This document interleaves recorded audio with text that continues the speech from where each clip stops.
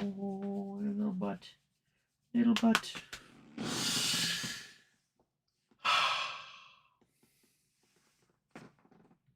All right. Hello. Welcome, everybody. It is Hues of a Problem. It's Wednesday. It's after dark. See, it's dark outside. Over the shoulder. Dark outside. I tried to do, I call it shop voyeur. I just started building stuff in the shop because I could finally use it. And apparently it was all blurry for the first 30 minutes. Sorry. I put a repeater out in the garage, hopefully get some better internet, and I don't know if it's working or not. But anyway, I tried. We'll do some more building tomorrow. I didn't finish my cart that I was making. So we still have to finish that. So if you hung out and you watched Blurry Houston repeatedly screw things into stuff and cut boards, welcome. We will do more of that because might as well. So, Ron DeSantis announced his candidacy for president today. A couple of flaws. Well, one, his space call failed miserably.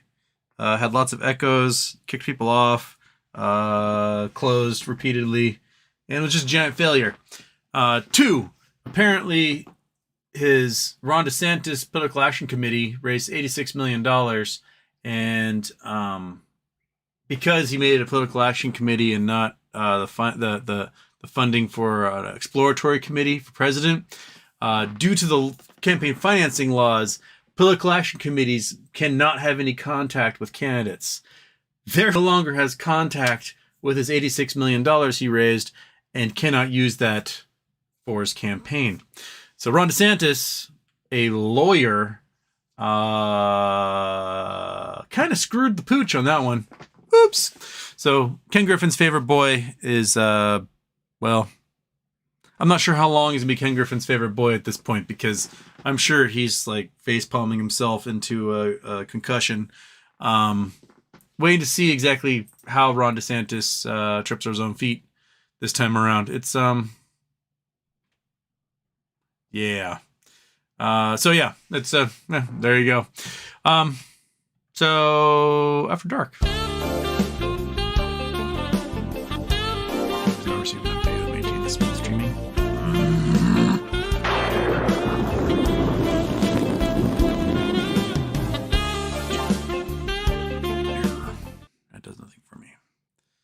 Stream. I'm getting the warning that not enough internet is available to stream. That's what we're having all day today. Not enough internet problems. And,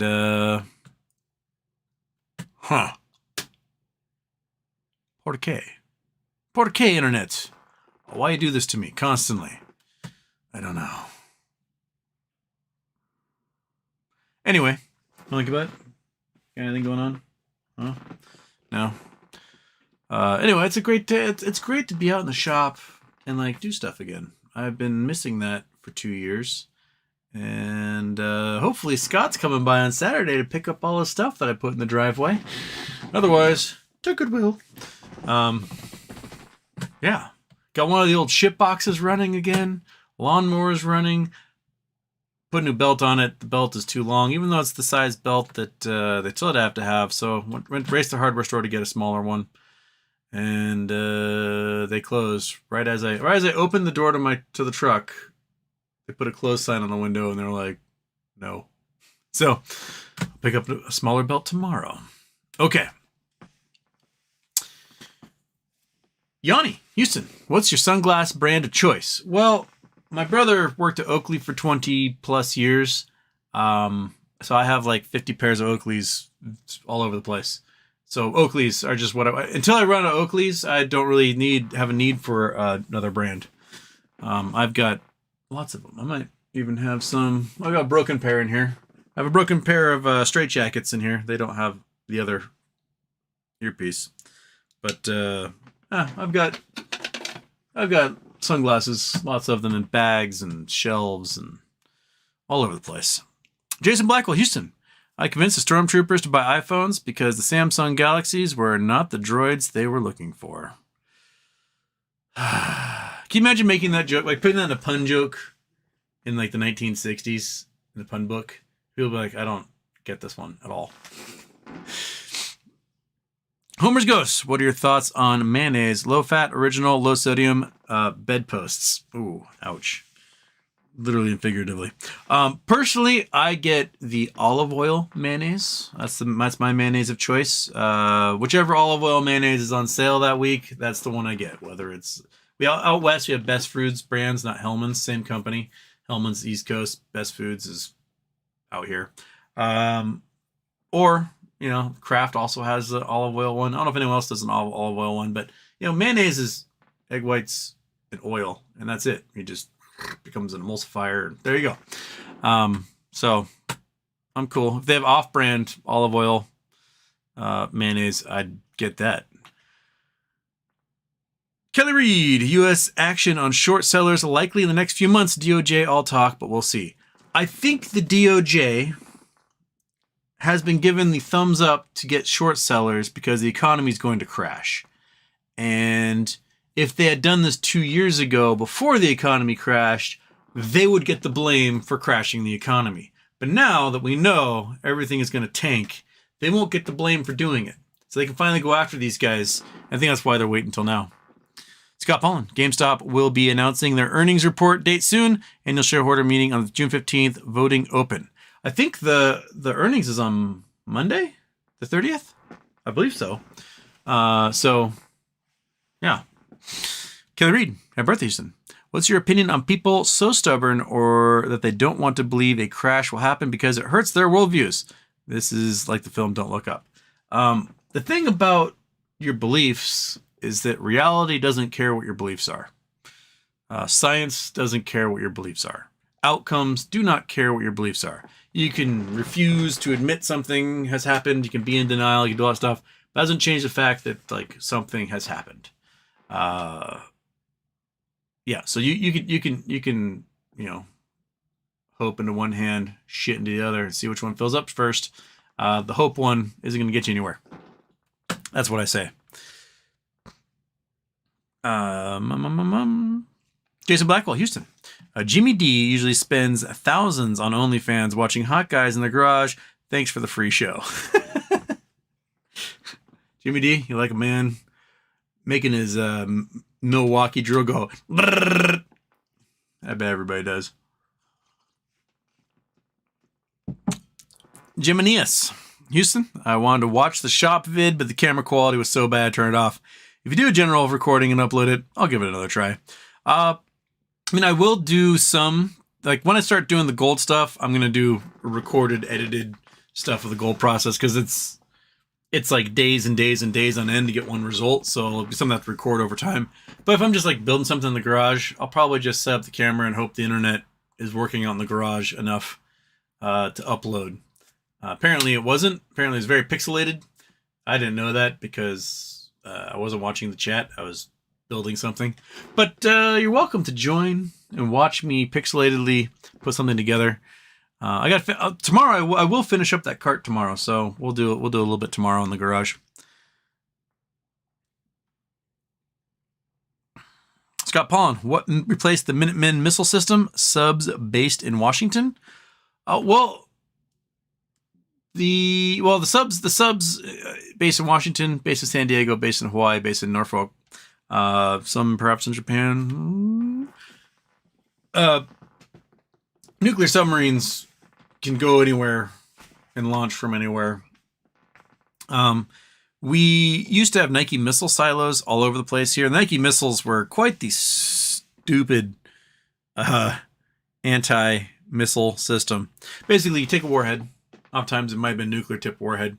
And you think, oh no, a bunch of ICBMs are coming from Russia. They're going to kill us all. So you launch these things up in the atmosphere, and then you blow them up. And hopefully they blow up at the same time the ICBM blows up coming down.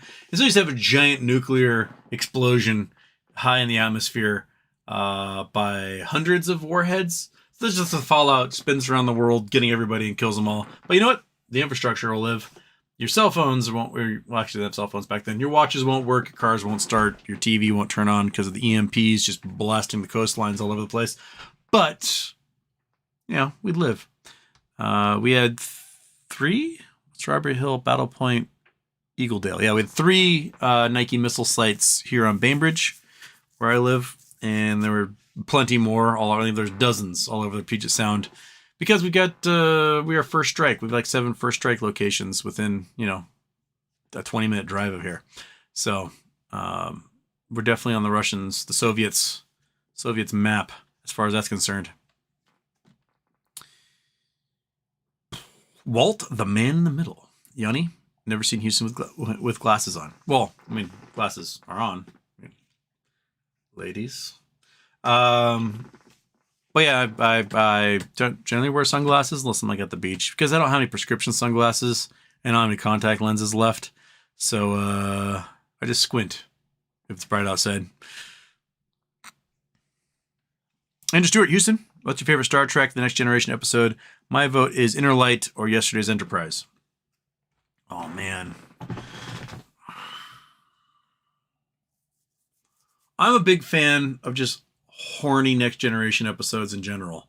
Anytime they went to like a sex planet, I thought it was so corny and hilarious how just like horned out the entire Enterprise crew got.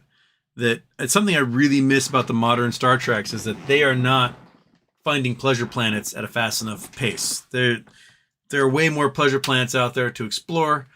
James T. Kirk and the Next Generation crew, both those enterprises found Voyager. Thank you for what your daughter make of that. Lost Waves. Can you explain what to do if our mortgage gets sold to another bank again? I mean, you don't have to do anything. Here's my feeling. If you are in an adjustable mortgage, not financial advice, not legal advice. I'm not a lawyer. If you are in a subprime mortgage, an ARM, adjustable rate mortgage, and your mortgage has been sold a bunch of times, and you fall behind on payments, right? You can't afford, balloon payments are happening. You're paying 10% interest. You're paying $4,000 a month on a home. Your home's worth 30% less than what you paid for it. Like, you probably can't afford it, and why would you pay? Might as well just like take the ding on your credit record and walk away, right? Or do a short sale. If you're facing foreclosure, right, and whoever owns your mortgage at that point comes up, has a sheriff kick you out, says, kick this person out of here, we're going to foreclose on them, challenge it, take them to court. It really can't hurt. And when you get to court, tell their lawyer, can you produce the promissory note with my signature on it? Because likelihood that this stuff is bounced around, they don't actually have the paperwork. If you ever get sued for a credit card bill that you didn't pay or something, or whatever, ask whoever the creditor is for the promissory note. Show me the thing I signed that says I owe you this money. And a lot of times that stuff is bounced around to so many offices, they cannot find it. In 2008, when Washington Mutual went under, at the time Washington Mutual was the largest savings loan in the world.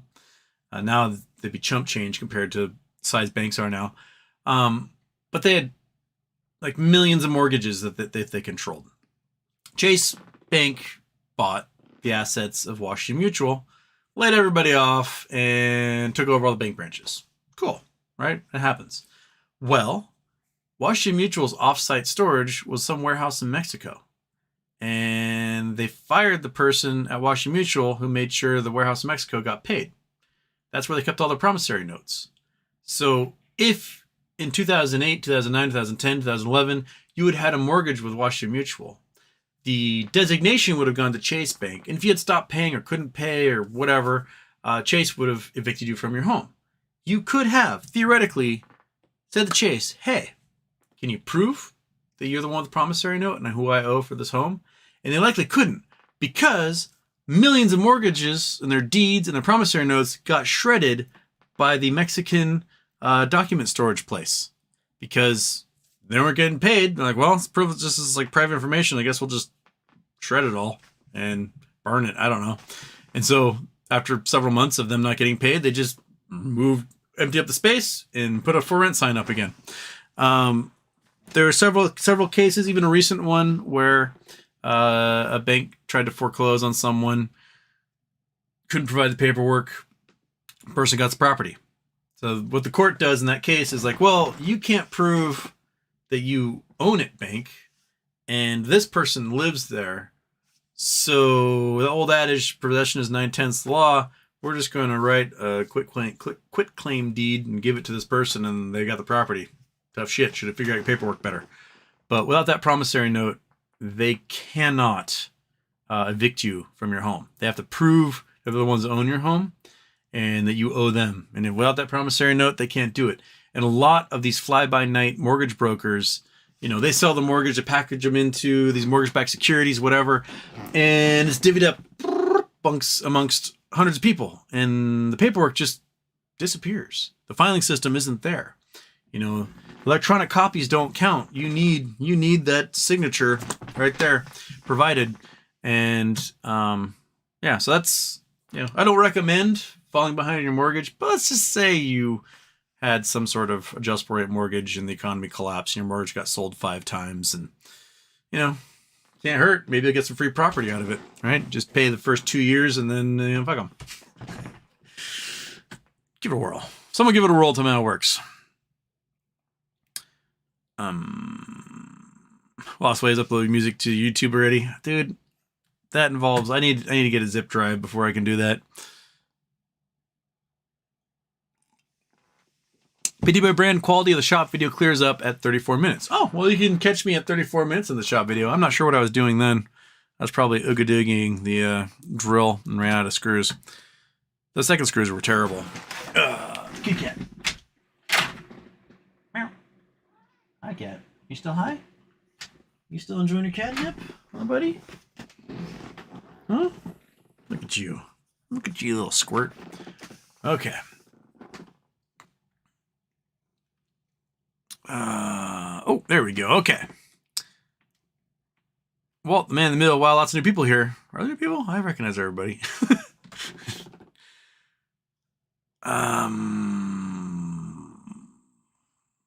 BTW brand. Anything to do with the Borg arc were my favorite. Maybe he'll agree. I watched the most recent season of Picard. Finished that up. And here's the thing about the most recent season of Picard that bothers me. Is season 2 of Picard is a time travel one, alternate universe thing. And they ended up becoming friends with the Borg. The Borg are like, hey man, we're done being bad guys. You know what? We're not going to try to destroy everybody anymore. We want to help people. And then season 3 opens up and it's like, the Borg are trying to kill everyone. And it's like, you just forgot that we made friends with the Borg. As if, I don't know. That bothered me. It's like, I'm okay with the Borg being the enemies, but don't make an entire season of your show all about how we made nice with the Borg. They're our friends now. They aren't trying to hurt people. They realize it's better to be find people who willingly want to join you rather than assimilating and being evil that way. But I do like me some Borg. That's for sure. Beer.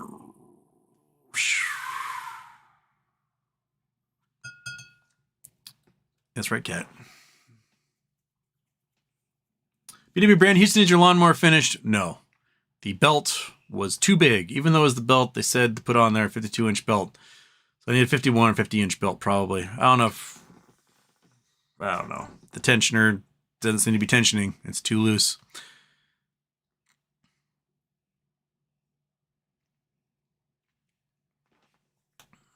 Okay. Bex, Houston, happy birthday. Any guess on the direction interest rates will take in the next year? My mortgage renews in 15 months and it's looking ugly. Oh, 15 months, mortgages will be going down by then. We'll have crashed the economy and be looking to spur economic growth. So inflation will go the opposite direction. Mortgage rates will be coming down. So, yeah. You might refinance probably in a year. My guess is mortgage rates will be heading down. And then refinance again after that. And refinance again after that. We'll probably get mortgage rates back down to that 2-3% level soon. And by soon, I mean in 3-4 years. And then you should be good to go. Just keep refinancing. Refinancing is your friend. You do your brand. If I need weights for a project, I go to the local scrapyard. They set weight plates for people who lift to the side and resell them, since they make more money doing that than scrapping them out. Good to know. Home gym cheat right there. G-Font, HW. I'm not sure if you've seen it, but leverage on swaps is at all-time high. Lots of hedging and interest rate swap spreads. I saw a tweet about that it's like it's like they had to invent a new graph scale in order to fit all of the leverage swaps in there.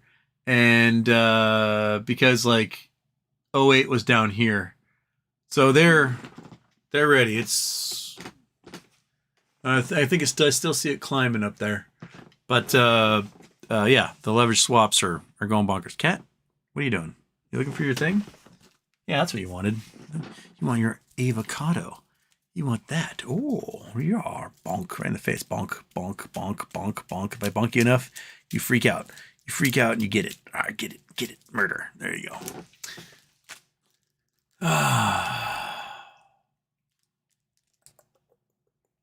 Chris Collins, happy birthday. Thank you. BW Brand, there's no way they unwind this financial mess. They've been growing without people taking losses. They are prolonging the inevitable. There's not much we can do besides brace for impact. It's probably a solid analysis as any. They just can't. Someone's going to get blown out of the water on this one. And, is it going to be, are they going to destroy the hopes and dreams of everyone who leveraged, hedged, right? Like, oh, I know this is coming. I'm going to hedge against it. And they do what Robinhood did with SVB puts. We're like, yeah, we're not going to pay that out. But you lost the bet. I won the bet. Pay up. And they're like, no. They already said they weren't going to honor the credit default swaps on First Republic, right? It's like, well, but I bought those credit default swaps because that's what you do when you think something's going to fail. And then it failed. So pay me. And they're like, no. So there are losers already. There are some losers happening right now. There's probably going to be a lot of lawsuits against various brokerages and stuff on not paying out the winnings. It's like you read about that bullshit every once in a while. If you've ever been to Vegas, they'll have some like giant slot machine in the lobby. It's like 10 feet tall. And, if you check in, you get one pull on the lever, and the prize is like $30 million. And you pull this lever, it's like as big as a human. And you just go, click, click, click, and you win nothing. But every once in a while, in one of those slot machines where the prize is like $30 million, someone wins. Alarms go off, all this stuff. And then you read about how the casino's like, yeah, the machine was broken. We're not going to pay you. We'll give you a free steak dinner, though. It's like, no, bitch. Like, give me my $30 million because that's what I won. Them's the odds. And somehow the casinos, more often than not, get away with not paying out. They're like, no, we're gonna say that it was a mistake, that you weren't supposed to win. So there's that crap that happens. And I think in some cases with certain hedges, they're just not going to pay out. They're going to be like, well, yeah, like we know we owe on these credit default swaps, but we owe more money on the default swaps than we have, so we can't pay out what we owe you. So we're not. Oops. Talk to us in bankruptcy court, I guess. I don't know. It's not a good way to run an economy. That's what I'll say.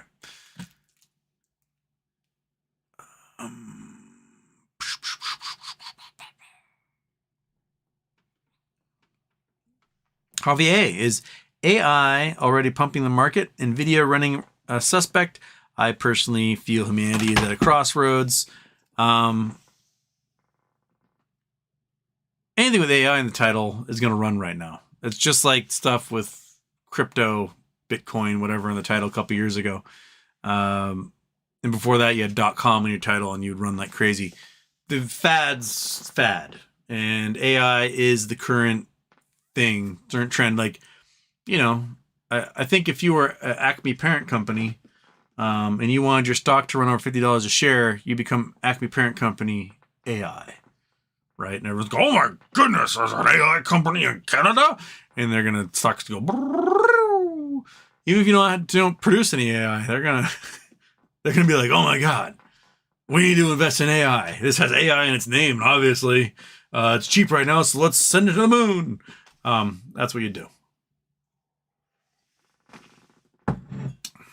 BBBBQ AI.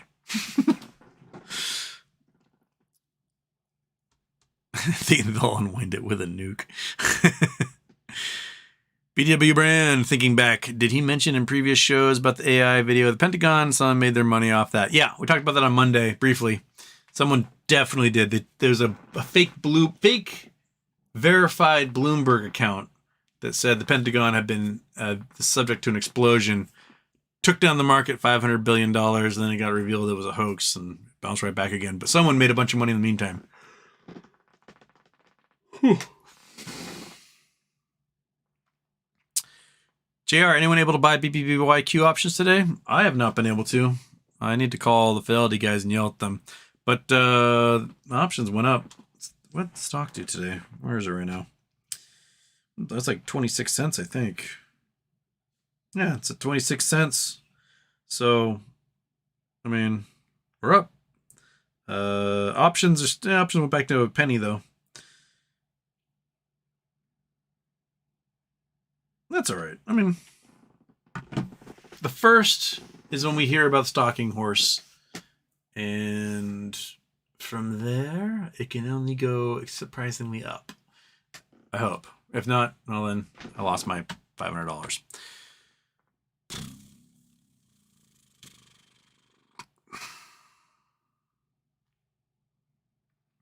There's the reset of the chat. Quit resetting chat.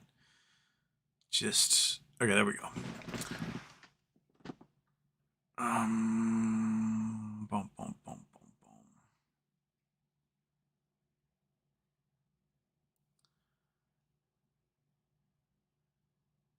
BW Brand, wasn't Fidelity the one who announced they're keeping their customers from investing OTC? Some bigger brokers said that a month ago. I don't remember. There was talk about like not letting retail investors ever touch the OTC.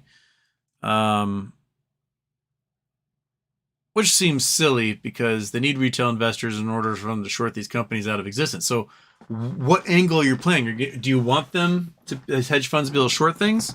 Or do you want customers not to participate in the OTC? Because you can't have both. You need retail investors to short stock to. So you need to have them have access to the OTC. But if you're not going to let them access the OTC, then the hedge funds have no one to short to. And they don't get the volumes they need to make their money. So whose side are you on? Because you pick one.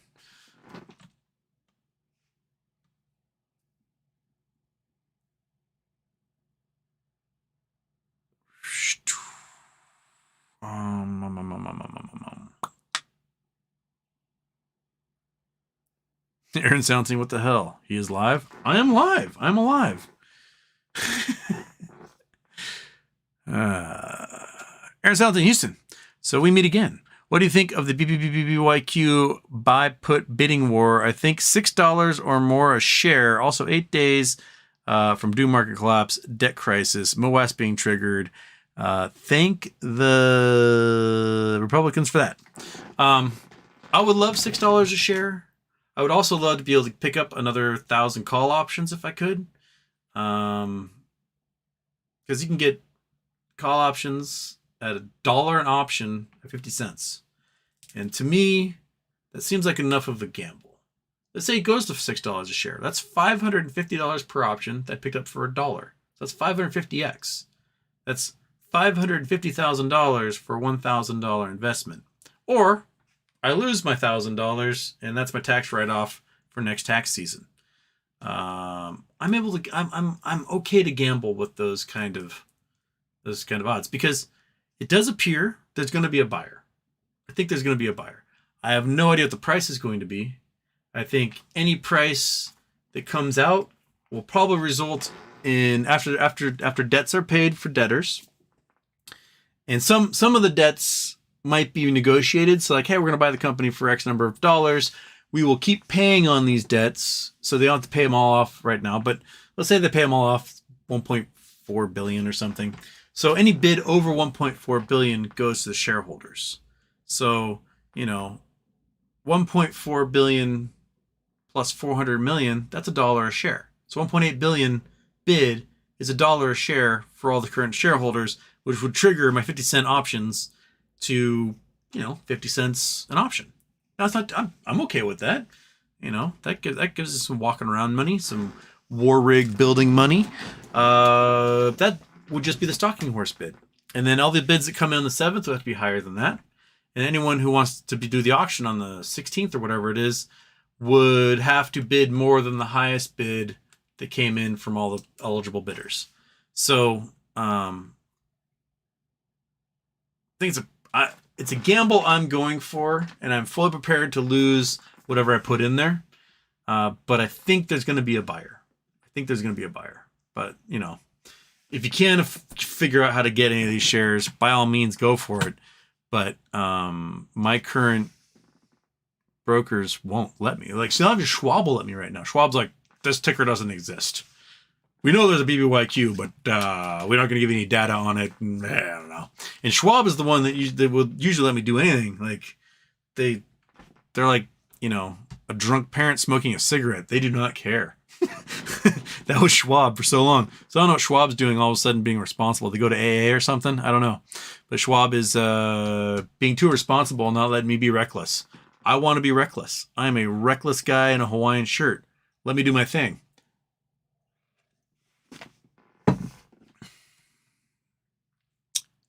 Bum, bum, bum. And on C-SPAN, I didn't think bankrupt Qs had new options.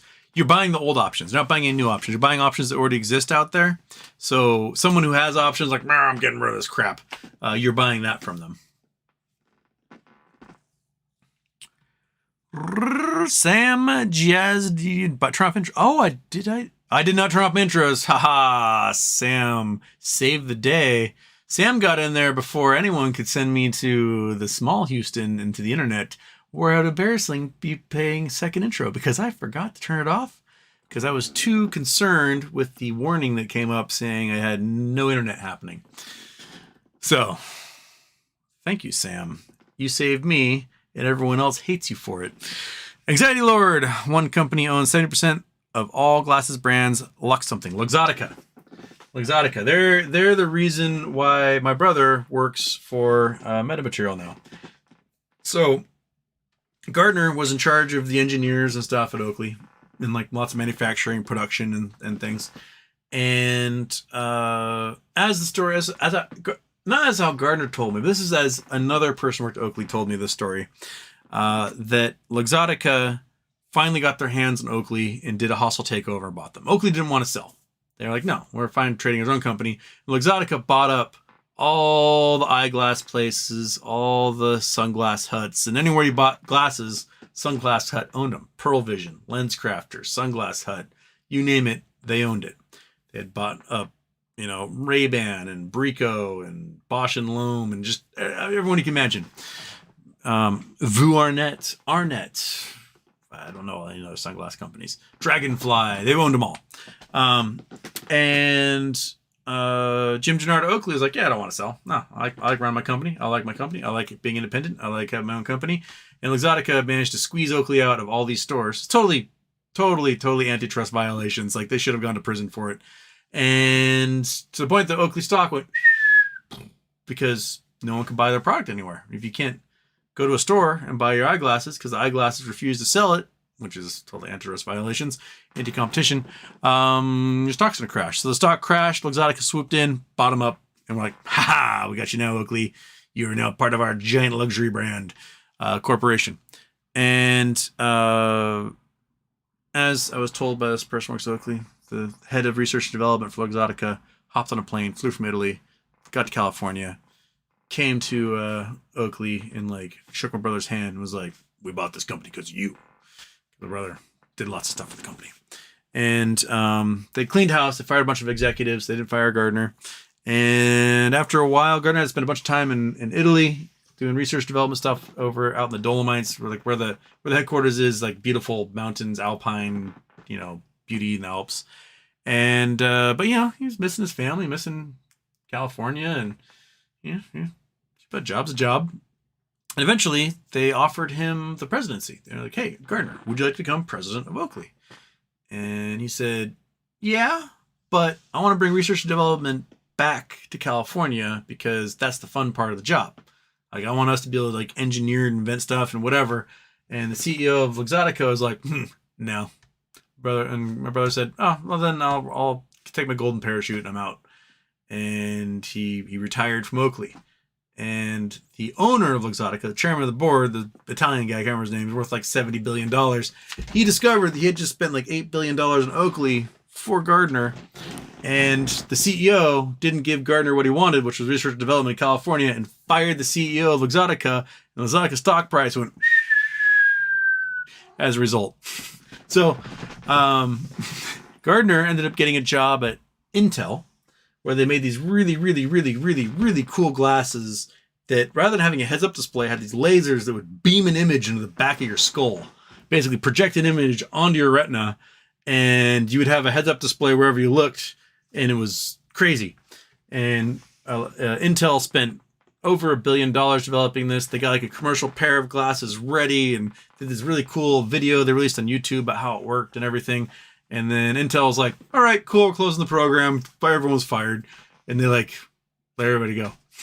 But Gardner had been traveling a lot to Europe to work with some laser company that like makes little laser diodes. And a little while later, they called him up and said, "Hey, there's these guys. They're buying stuff from us and looking for people who know things about lasers. And we thought of you." And that's how Gardner started working in metamaterial. Was they came to him and they're like, "Hey, Gardner, we want you to work for us." And Gardner's like, "I don't know if I want to work for anybody.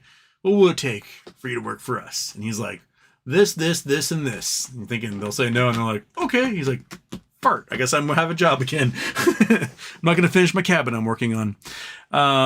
So that's how he ended up with metamaterial, working for them, making cool shit. Yeah. He is one of the top industrial engineers on the planet. Hands down. Gardner is incredible at that stuff. And he will get however he needs something built, he'll figure out machinery to build it, he'll figure out how to design the product. The glasses that they had for the pilots, the original like product they had, he designed that crap on his laptop. He's like, click, click, click, click, click, click, there's your glasses, boop, send it to some factory in Singapore, and boom, glasses made. So, he's the man for it. He's telling me another funny story. Gardner told me a story about Oakley. So for years, Oakley had these glasses called X metals. They're like high-end titanium, badass. $1,500, $2,000 for a pair of glasses. And they didn't sell that many of them. Like, you go to the Oakley display, there'd be a pair of X metals, and you might see them on Michael Jordan or something, or on there's like what's that guy's name? Was Eric Bana's glasses and Black Hawk Down. He was wearing X metals, which even though X metals were out in 1993, they're still wearing them. Kind of continuity problem. But anyway, they're like these high end, like they're the Ferrari in the dealership. People go in like, "Oh, that Ferrari's awesome," and they buy a Ford Taurus or something. They're that type of product. And they had these two guys at a factory in Nevada who were like the only dudes in the world that could forge titanium like this. They were the men who knew how to do this. And Luxottica was like, we're not making any money off these X metals. Let's just fire these guys. And Gardner's like, don't do that, because these are the only two people on Earth that can do what they do.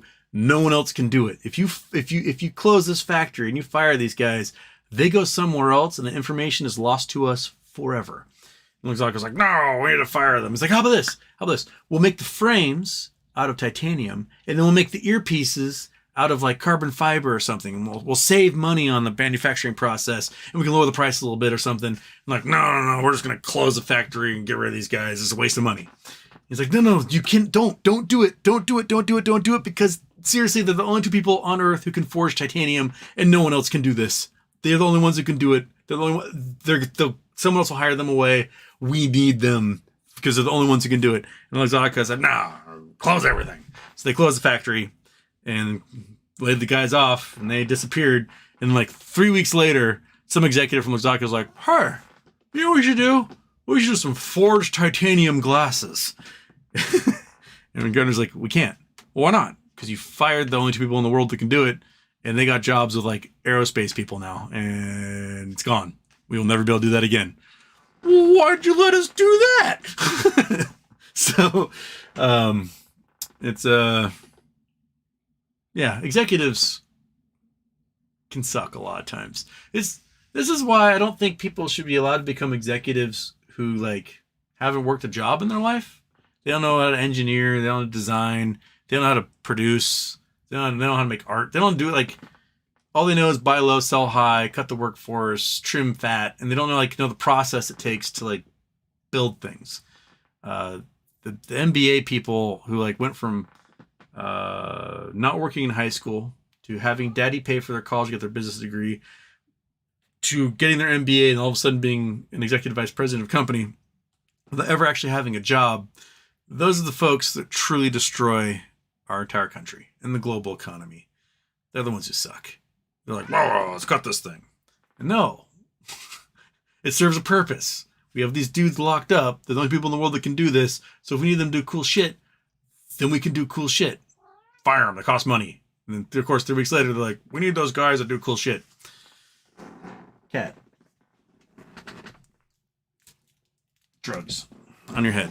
Okay.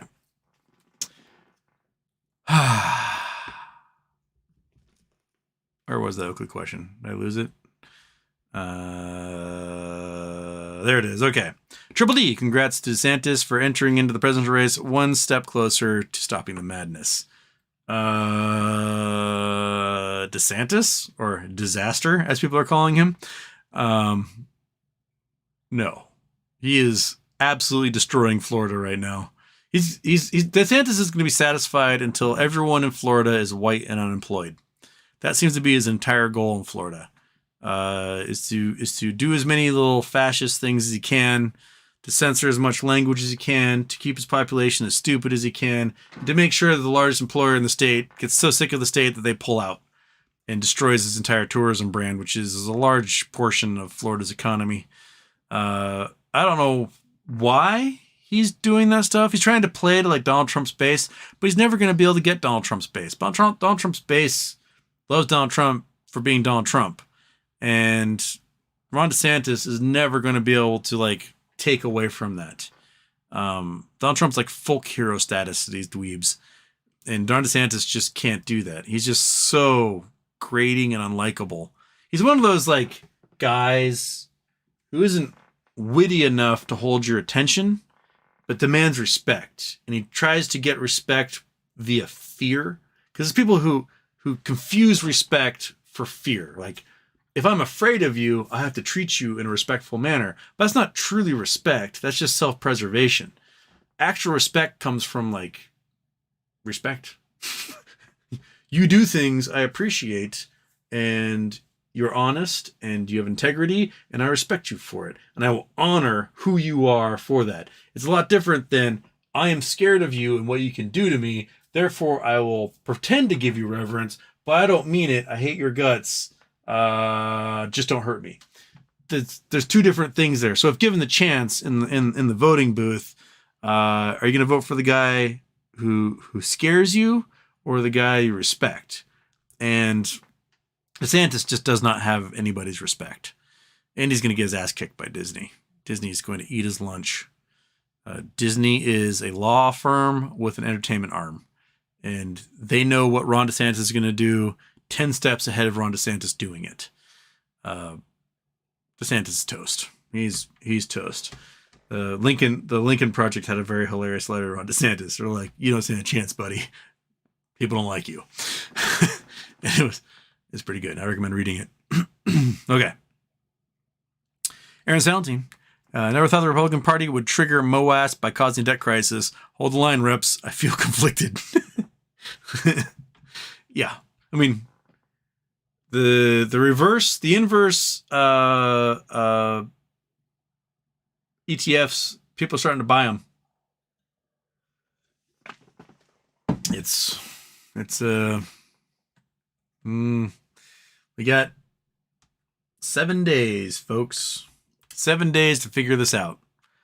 And McCarthy and the Republicans do not have an actual bill. They have not whipped anybody to votes. They don't have the support of the Senate in whatever bill they pass. They don't have all they need to do is just do an upvote or downvote on raising the debt ceiling. But McCarthy won't bring that to a vote because he's still trying to somehow wring out social spending from that. But if you crash the economy, you're going to have to raise social spending. That's just how it works. Like, hey, we crashed the global economy. We made 25% of all Americans out of work. But you can't get Medicaid without having a job, which defeats the entire purpose of Medicaid. Medicaid's for when you don't have a job, because when you have a job, you get health care via the ACA, Obamacare.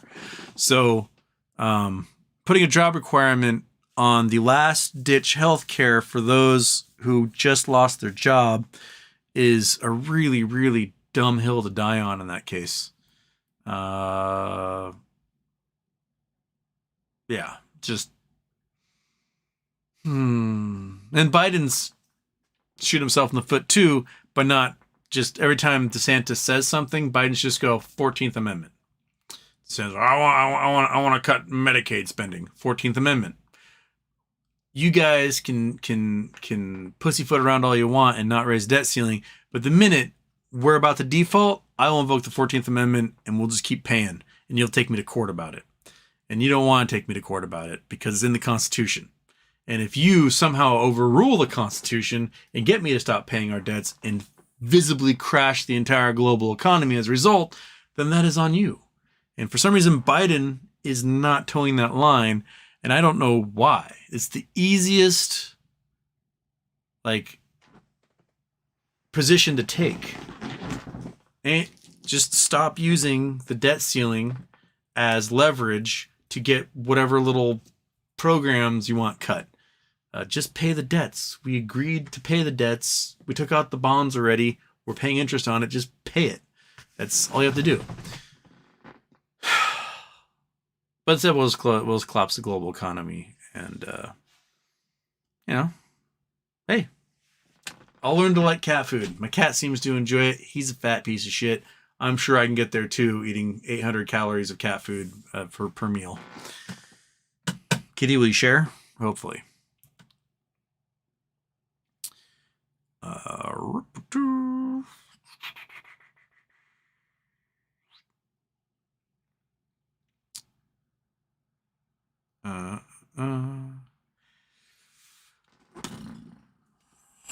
Well, The Man in the Middle. Have you read The Alchemist yet? I have it right here. It is 4 books away on the list. I'll get there. I have not started it yet. I got it next to the computer. I've got 4 more books to go, and then I'll get to The Alchemist. It's only so many books at one time I can read. So, well, don't worry. We'll get there. Triple D. Houston. Would you consider crime stats to be scientific? If so, shouldn't we separate from society those who disproportionately commit the most crimes? Triple D, are you trying to imply white nationalist theory here on my show? Because if so, eat shit.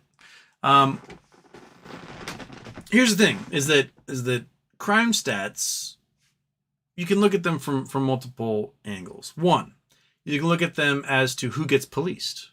So if we look at drug users, let's say, across different demographics in the United States, you will see that white people use drugs at a higher rate per capita than any other race in the United States. But white people are less likely to be charged, less likely to be convicted, and less likely to be imprisoned than any other race when it comes to drugs.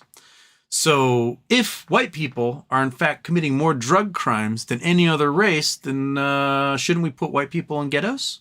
Is that what you're trying to say there, Triple D? Because white people obviously use drugs more than anyone else, and drugs are a crime. So why aren't we putting them in prison more? And so now if we look at the crime stats through that lens, and we see that black people are going to prison more than any other group, is it because they're actually committing more crimes? Or is it because they're more likely to be charged and convicted and sent to prison on those crimes they commit than other racial groups. So are we specifically targeting those other racial groups in order to put them in prison? If so, then we are in fact doing what you want, which is separating them from society by imprisoning them under essentially not a standard. Like there's no equity in that whatsoever. So if white people are committing more crimes than black people, well, white people are less likely to go to prison for it. But your crime stats, as you're claiming are scientific, say, well, obviously these black people are committing crimes more than people because look at the prison population. It's all black people. Well, that is not a product of them actually committing more crimes, but a product of the systemic racism that the powerful white people have put upon the black people in society, which in itself is probably an ethical crime, if anything. And this is the stuff that like Ron DeSantis in Florida just passed a law today saying it's illegal to teach that there's systemic racism in the United States of America, which in itself is a law proving systemic racism. So if I were a Florida teacher and I were to point out that white people use drugs more than black people, but black people go to prison for it and white people don't, right? That is a form of systemic racism. It's inherent to the systems of our entire nation to protect white people and to persecute and prosecute people who aren't white, right? And then people can wave the flag around saying, oh, black people commit all these crimes. That's systemic racism. And I would get in trouble in Ron DeSantis' Florida for teaching that fact. So, no. I think instead, Triple D, what crime statistics tell us is that poor people are more desperate and commit more crimes than people who are safe in their socioeconomic system. Like, if you're stealing cars, it's not because you have a great job that pays you well, right? If you're joining a street gang, it's not because you had a great school system and job prospects or college prospects after high school, right? So perhaps if we want to bring crime statistics down overall and lessen the amount of money we spend on prisons and policing, then perhaps we should spend more money on lifting people up. Perhaps we should have government programs in the United States, or laws in any case, that look at the supply chain and national security and see them as one and the same. That perhaps offshoring our tooling out of country to get cheaper plastic products made that still cost as much as they would if they were built here, but they made less profit for the big guys. It's in our national security to ensure that our people are employed and that we have access to those supplies if there's a supply chain problem. That's how I feel about it. I don't think that we need to separate from society those people who are already whose lives are making terrible based upon the systemic apparatus at play. Yeah. Reform, make things better. There you go. All right. Where's Baldo 614? Y'all remember when we thought Batman NFTs would cause Moas? Boy, how naive we were. I did not. I thought NFTs were stupid all along. Yeah. Would you?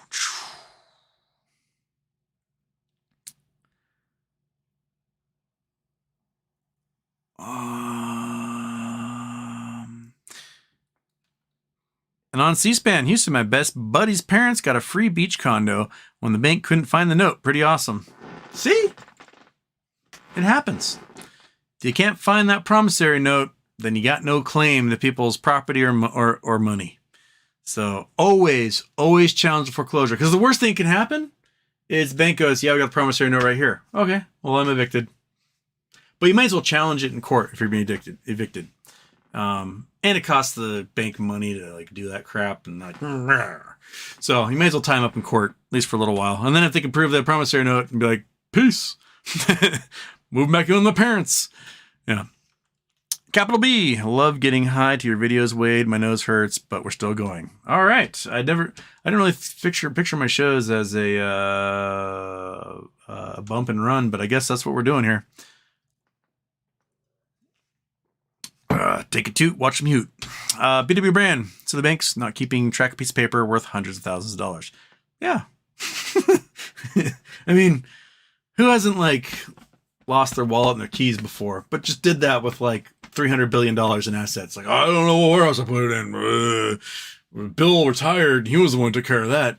Yeah, it's amazing. It's amazing how quickly that stuff can just disappear. You know, there might be someone somewhere who knows where it is, but they're not the guy who is in contact with anybody. Meow? You want to go back outside? Okay. Yeah. All right. You're going to come back in 10 minutes. You're going to beg to come back in, but go for it. Okay.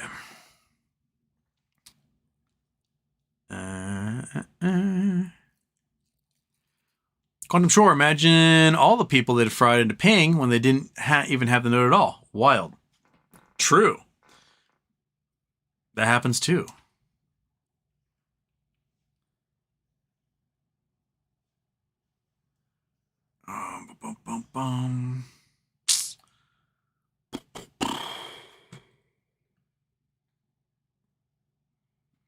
BTW brand, you were screwing the first set of screws at 34 minutes. Ah, okay. So I'd gotten up, I chopped the wood by then and was ready to start screwing. Start screwing on YouTube. Everybody likes to watch Houston screw on YouTube.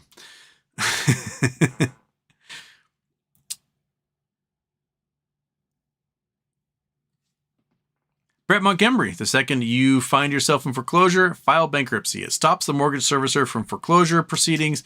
Deutsche Bank never showed up after order 2. Interesting. Okay, yeah. File that chapter 13, I guess it would be.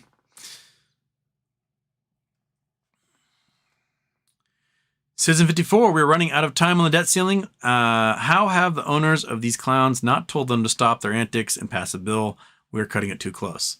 It is the 20 weirdos that make up the Freedom Caucus, whatever the insurrectionists are in the House. Those folks are the ones that cannot be reasoned with.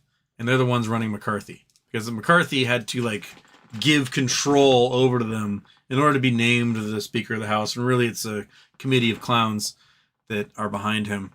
And they can't be reasoned with. Their money comes from largely grassroots weirdos, and they don't get donations from the big banks and stuff. So they don't pay attention. When Jamie Dimon comes to Capitol Hill, he's like, okay, you guys are really hurting my ability to run the world here. I need you to raise the debt ceiling, because if you don't raise the debt ceiling, everything falls apart. Not on a fall apart, build something new from the ashes, but in a fall apart, we are in Mad Max. And I think the thing is that the Freedom Caucus people, they're the preppers. They're the ones who have like bunkers and stockpiles of weapons and beans and stuff. And in their brains, they're like, oh, hell yeah, brother. I'm gonna become a warlord and rule this shit. And so they're all for the collapse of the environment of the global economy, because it means they can finally play in their bunkers and shoot their neighbors and like enslave children and stuff. And they're like, woo, I was born for this. So that's probably the real motivation behind it, is that they want to like create their little warlord fiefdoms. And I don't think you can reason with those folks. I don't think Jamie Dimon and you know what Jamie Dimon's gonna have to do is he's gonna have to hire Blackwater and just take them out one by one. And that's probably the only way you can reason with them. I'm not suggesting that Jamie Dimon assassinated a bunch of people in Congress, but I think Jamie Dimon's probably thinking about it. I'll probably get a cease and desist from his lawyers in about 3, 2, 1 now. Don't tell him our plans. Yeah.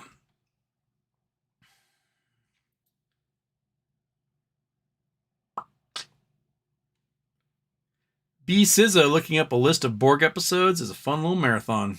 Hell yeah. Kyle Garibaldi. Tanti Auguri translates to happy birthday. I don't think you caught that last episode. I figured it translated something. What language? Is that like Maori? I don't know. Tanti Auguri? Tanti Auguri? Tanti Auguri. I'm going to put that in the translator and figure out what the hell that is. Whoa. That's the wrong screen. Tanti Auguri. Control V. Happy birthday. Oh, it's Italian. Ah. Tanti Auguri. I should have known from the Garibaldi. And that should have told me right there. And on C-SPAN, did you ever hear about the Burger King kids in Fort Lauderdale just falsely signing notes and stuff? Guy named David Stern or something went to jail for it. I don't know what that means. At all. There's no frame of reference about Burger King in Fort Lauderdale falsely signing notes. Notes for what? Like, do you like me? Mark yes or no. Burger King. Let's look this. Let's see what pops up on ye old internet. Oh crap! I gotta open up the Chrome. Ding. That's the one. That's the one. Italian. Fort Lauderdale. Fort Lauderdale. Burger King. Notes. Oops. Drive-through menu. Fort Lauderdale Airport. Nothing's popping up there. Signing notes. News. Juror admits misconduct when he watched a movie on murder case. Burger King employee in custody after shooting a customer. Vegan man claims Burger King cooked Impossible Whopper alongside meat. Oh no. Lawsuit against Burger King over Impossible Whopper has just been dismissed. Burger King wins dismissal.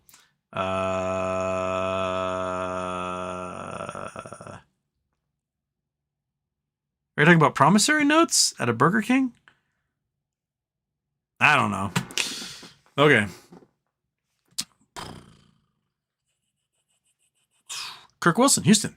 Can options expire above strike price and still expire worthless? Expire worthless even if we broke even. You have to exercise them or sell. If you don't exercise them, then yeah, that's it.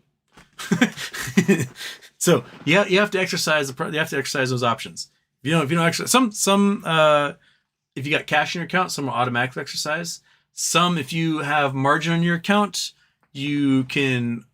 I can't remember the term. I always forget the term. Exercise to close or whatever it is, where your broker buys all 100 shares, sells off the shares that would take to cover that, and then gives you the rest. Yeah, you have to do something with it, otherwise it expires.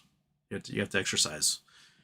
And if you end up paying like the premium you paid for it plus the cost of the share, if you're going to exercise it, and it costs more than the share would, then they probably won't exercise it for you, because why? They're just losing money at that point.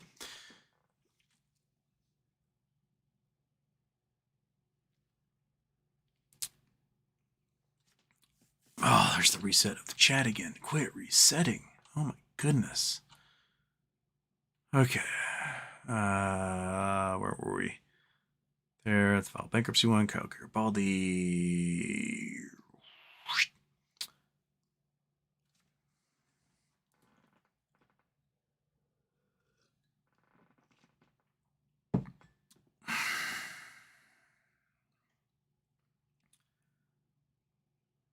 Andrew Stewart just found out Tina Turner died. The Queen, man. Tina Turner. She was the Queen. I might go watch me some Thunderdome tonight. That's what I'll do this tonight. I'll watch some Thunderdome. I love Tina Turner. Great legs, great voice, great story.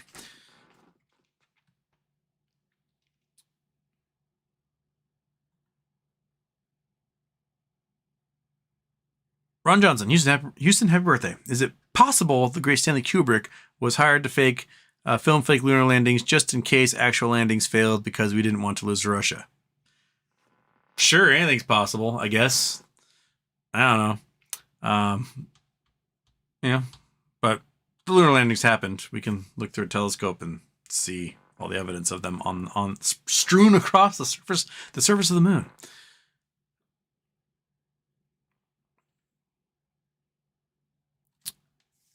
And on C-SPAN, NVID AI, they may want to rebrand soon based on the 94 times they said it during the call today. Why not? Rebrand, get a little run up, enjoy the boom.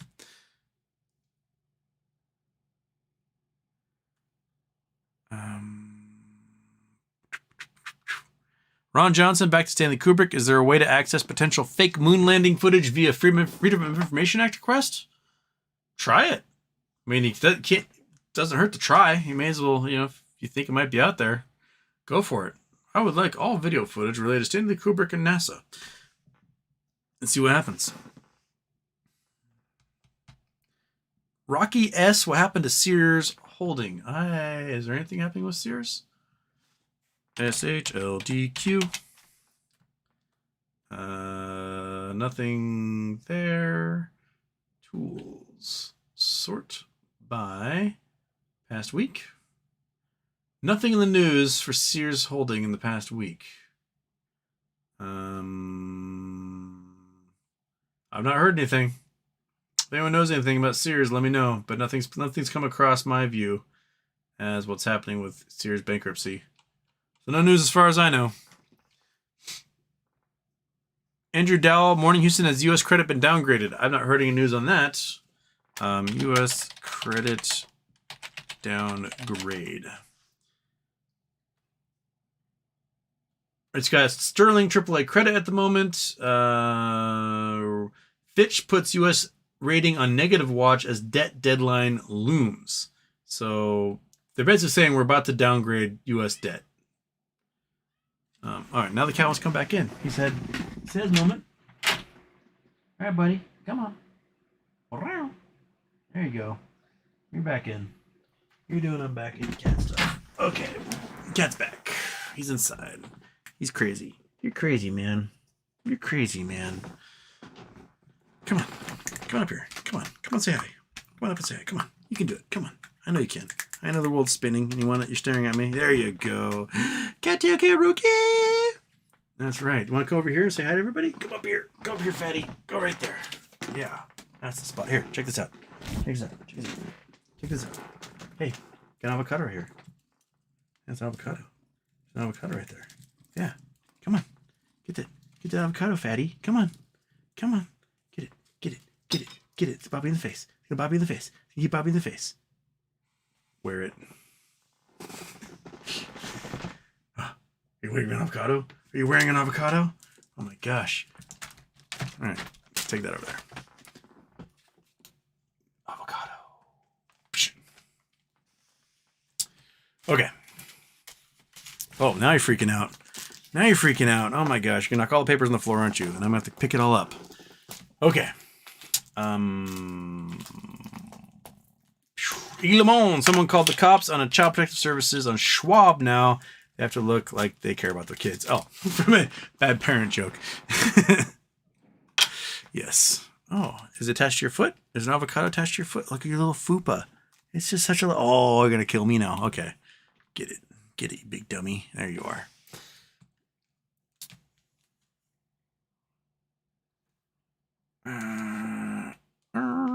Oh, kitty.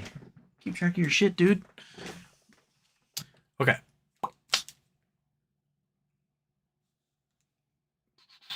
JR, how far out would you get your options for BBY Houston? Well, I bought my options originally for the 16th, thinking that everything had to be wrapped up that first week of June, because that was the whole time schedule. But now it sounds like they have the auction on the 16th.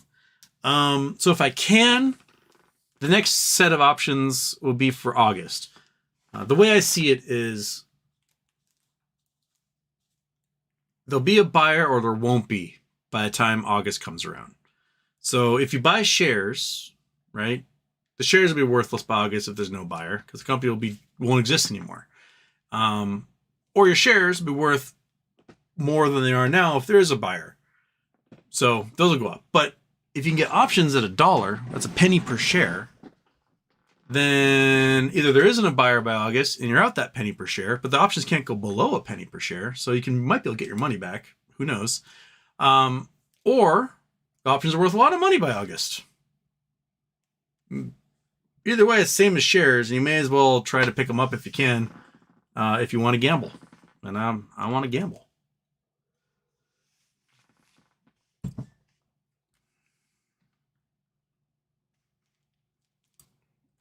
Oh no, Daphne's sick. Sorry, Daphne. Are you back in the U.S. now? So you like brought back some disease to the U.S., or you were fine in Europe and then got it here? Flying will do that to you.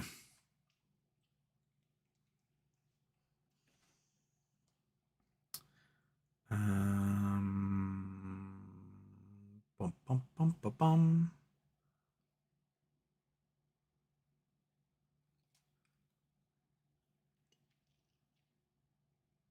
My son is also named Borg.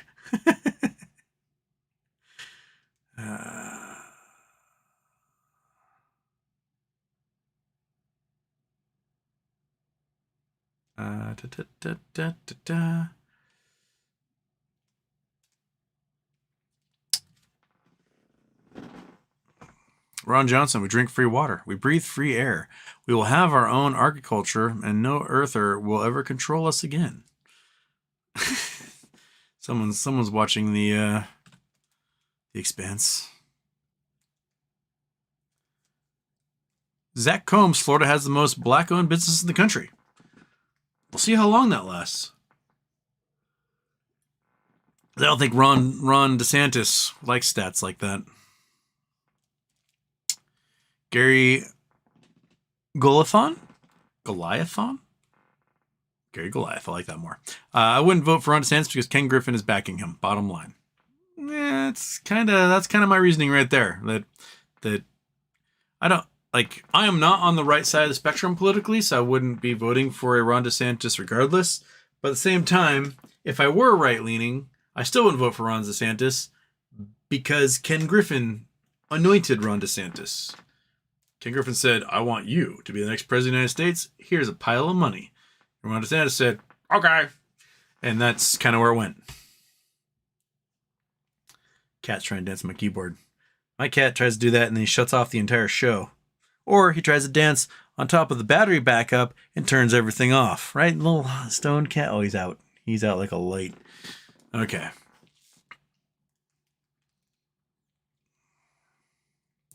Michael Steegs, Houston. Do I understand it right that credit default swaps are created for 3, 6, 9, or 12 months, but they are swapped with other hedge funds every 35 days to avoid the 35 days FTDs? That is kind of what we're thinking. That they package the stuff, and they're not necessarily credit default swaps, but they are debt swaps in general. And that they take these FTDs, they package them up, and they ship them off to somebody else to take others in return. So it's kind of a straight trade. I'll take your debt, you take my debt, and then the FTDs reset. And then 35 days later, they shove off somebody else, assign a new owner, and then resets another 35 days. That's kind of how it's been going as far as we understand. Daphne says, I love The Alchemist. I give it its gift all the time. Yeah. Game of Hot Potato. Yes. I've read it 4 times. Goodness gracious. The only book I've ever read twice is Stranger in a Strange Land. I don't know if I've ever read any other book twice. Calvin Hobbes. I don't think that counts. But yeah, if you've read it 4 times, then when I finally get to it 4 books from now, I will enjoy it, I bet.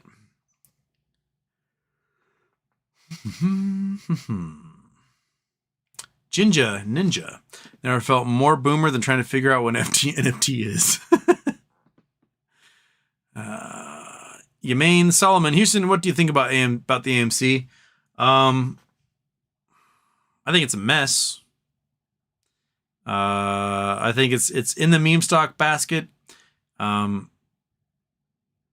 powers that be at AMC could have utilized their very, fervorish, foaming at the mouth, rabid followers to erase their debt and have a pile of cash on hand, and they didn't do it. they didn't do it through just gross incompetence on how to leverage their millions and millions and millions of weirdos who want to buy their stock, or they did it on purpose because that was their job from their hedge fund overlords. Either way, the board at AMC sucks. I don't like them at all. I don't think they've been doing a good job. I think they've been doing a passable job to basically have just enough, what's the word I'm looking for, kitty cat? Plausible deniability as to what their actual motives are. But I don't think that they've done a good job at all in that whatever AMC does is not due to the actions of the board. It would be because it's in spite of the actions of the board at this point.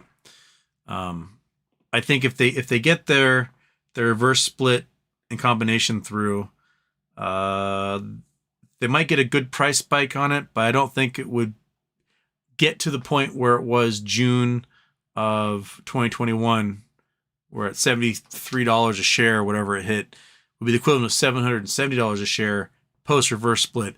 I don't think that's going to happen. And if it does get anywhere above $50, $100 or so, the shorts are going to short it right back down again, because they got a whole distance they can short that stock down and do it all over again. And they'll have enough votes to fill the board with more short hedge fund people. And I'm very pessimistic about it. Very pessimistic about it. Prove me wrong. Do something interesting. I have a bunch of shares still that I would love to have be worth something. But at the moment, I don't see it happening. I just don't see it happening.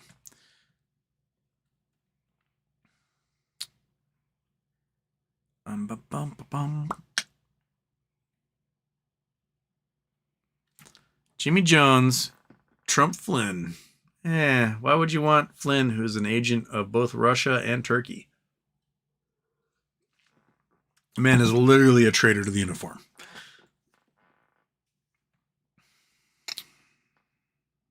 Patrick Mercile, is DeSantis behind Griffin? The other way around. Griffin is behind DeSantis. Yeah. There's talk that DeSantis became president, Ken Griffin to become the head of the Treasury.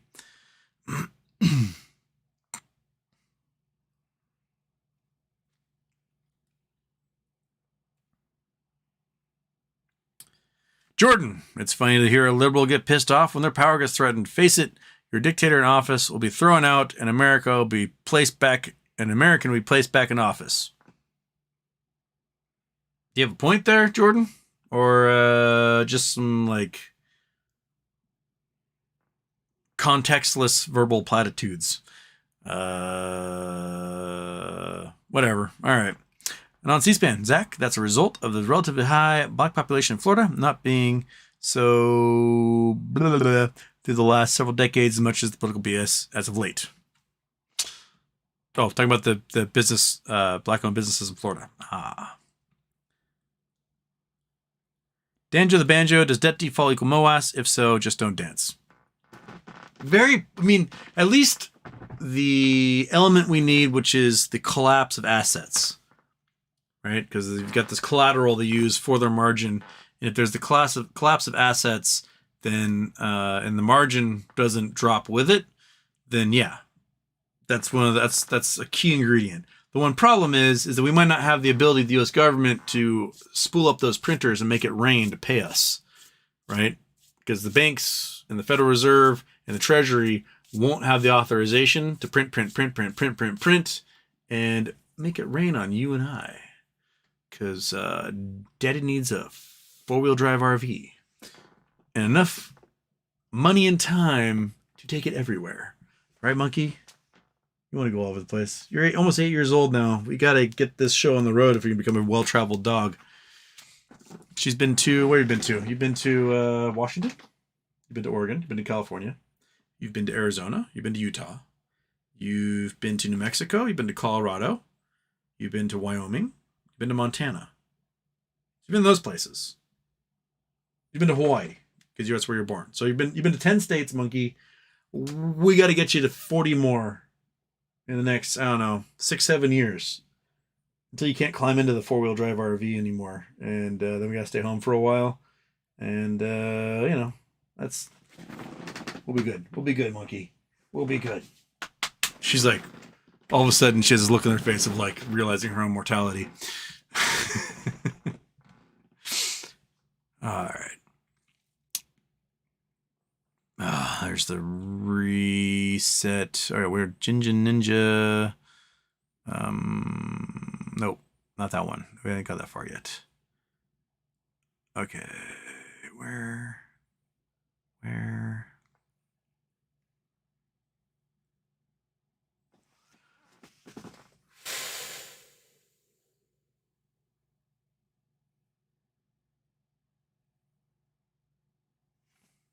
Oh, I passed that one. Got the Michael Steegs one. Did that one. Sorry, I'm trying to find my spot again. Oh, found it. Okay, there we are. All right. And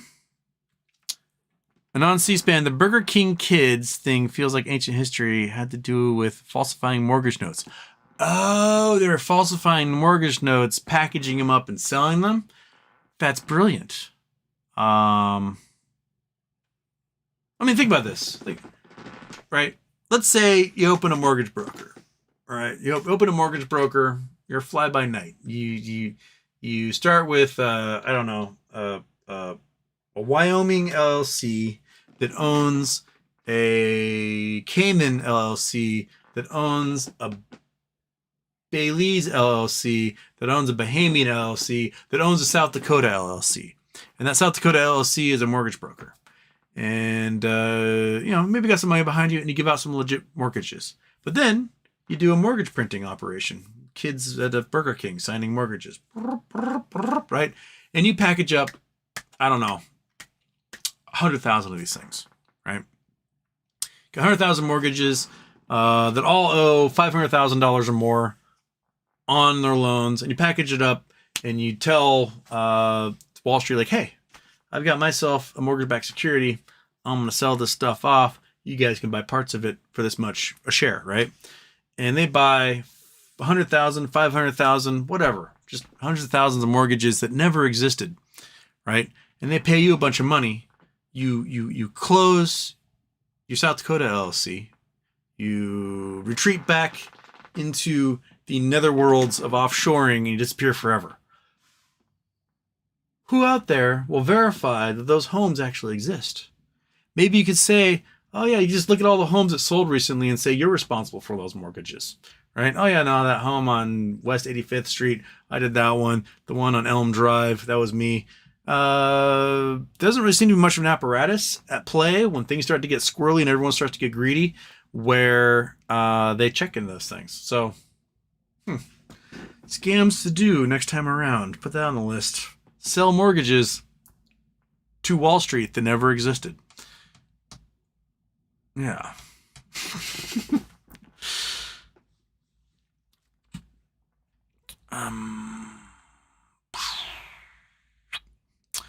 Citizen54, what is Ron DeSantis running on? Hopium delusion? Is he hoping for Trump to be indicted? He's hoping for a lot of those things, but I have the feeling like if Trump's indicted, all that does is like makes his base go even crazier. Like, whoa, he's indicted. The Q was right.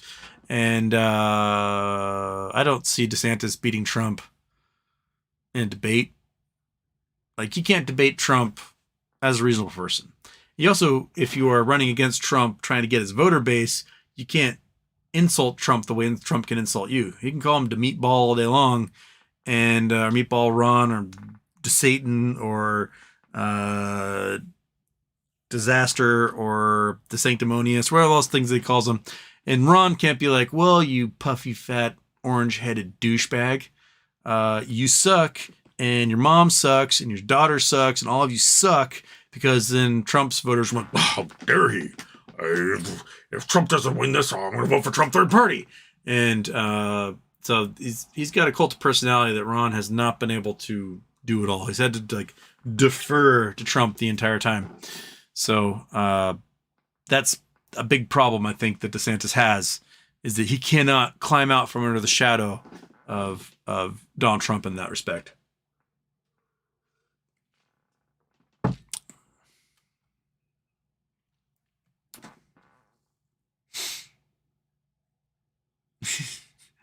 Danger the Banjo feels just like in The Big Short when nobody could understand why the housing market had not yet crashed. Average mortgage rate is $2,700 a month. How has the market not crashed yet? Yeah. Commercial real estate. 1 in 5 properties are vacant. Another 1 in 5 have not paid their rent in a year. So that's 40% of all commercial real estate across the entire United States that is earning no income. How on earth can commercial real estate not have crashed with those numbers? Like, if you can't sell 40% of your product and you're throwing away 40% of everything, you made too much a product, right? You have to cut down on costs. But right now, 40% of commercial real estate is vacant or not actually earning any rent. Those are just mind-boggling numbers. Mind-boggling. Yeah, well, it is what it is. And then all those people that like have 900 mortgages because they're doing Airbnbs all over their city, they're all gonna die. Like, all their mortgages are gonna balloon, or Airbnbs are gonna just disappear when the economy collapses. People aren't vacationing anymore, and there's gonna be some point like, at $5,000 a month, I could pay my Airbnb mortgage. But now I can only rent this place out for $3,000 a month, so I've got to dip into my pocket $1,000 a month to cover this thing. We're going to see a drastic change in, I think, Airbnb's model as a result of this crash.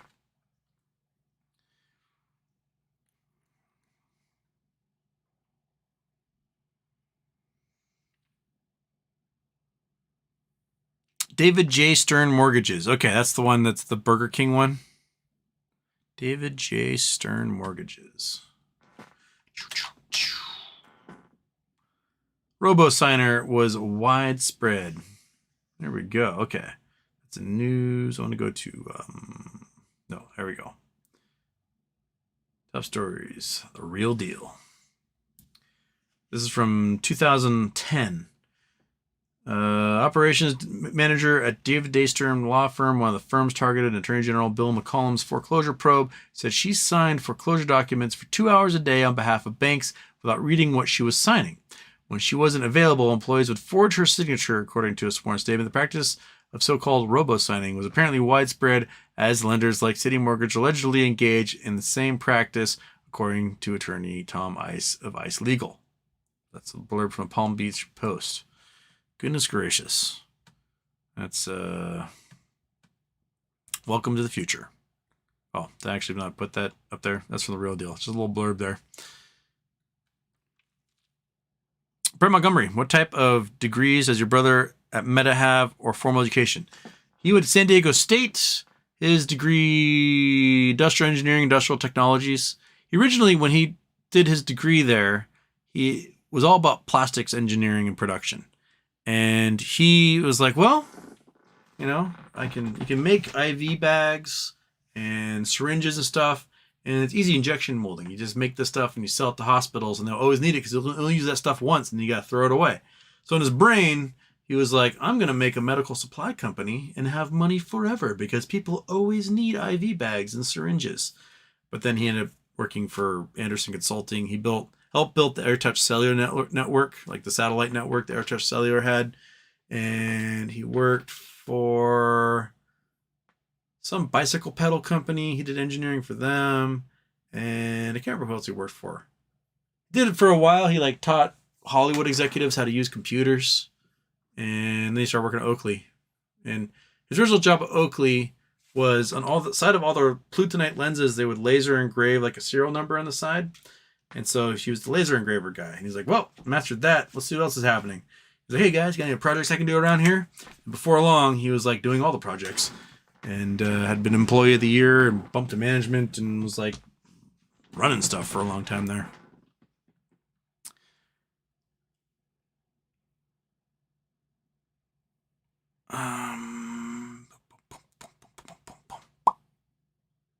Dangerous Banjo, what caused Nvidia to rocket? They beat earnings by a whole hell of a lot. That caused it.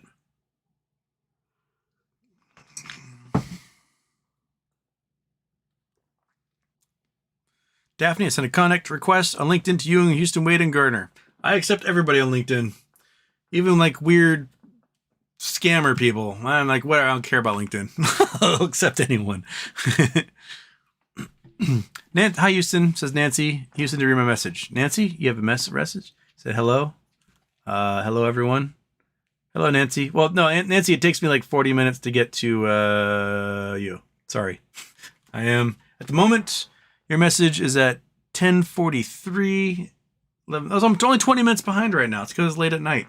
So I'm only 20 minutes behind, so sorry, Nancy. I'll get there eventually.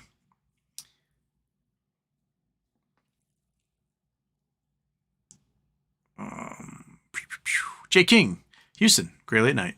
It seems you were 100% on Adam Aaron. It seems he spent more time in court litigations and proceedings than some judges have. People are now exposing him. Yeah. Just, my crystal ball is just an asshole predictor. I see that crystal ball and I'm like, I can see all the assholes and I know exactly what they're going to do because assholes all do the same asshole things. And that's how the crystal ball works, because every asshole is really predictable. So as long as you know that they're doing that, that's how it works. Red-Eye Jedi. Is there any Democrat or independent possible candidates you might like? A lot. I mean, Sherrod Brown. I'd vote for Sherrod Brown as president. He's probably like, he's not going to run. He's not going to primary anybody this time around. But if you're to run in 2028, totally. By all means, man, take it. Yeah, I mean, I don't know who will be front runners 4 years from now. Not a clue. But what I want is someone who will nationalize healthcare. Just give us universal healthcare. It will solve so many problems and save us trillions of dollars a year that we could spend on other things. And that's probably the biggest glaring flaw in America, is not having everybody have guaranteed health insurance in the private insurance industry. It's killing us. It's destroying our economy and it's killing us. And get rid of it.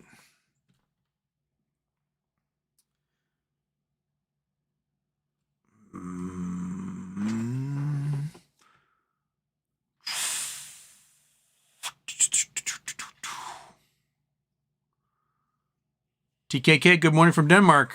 Early mornings in Denmark right now. Baby Brand, monkey digesting her hamburger and other treats. Yeah, she got a hamburger today, and she got frozen yogurt. It was a sweet potato and molasses frozen yogurt. Numb that right up.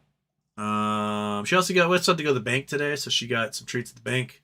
Been so long since I've been inside the bank branch, because my phone does all the deposits for me if I need to, get checks or whatever, that I did not realize they had remodeled the bank.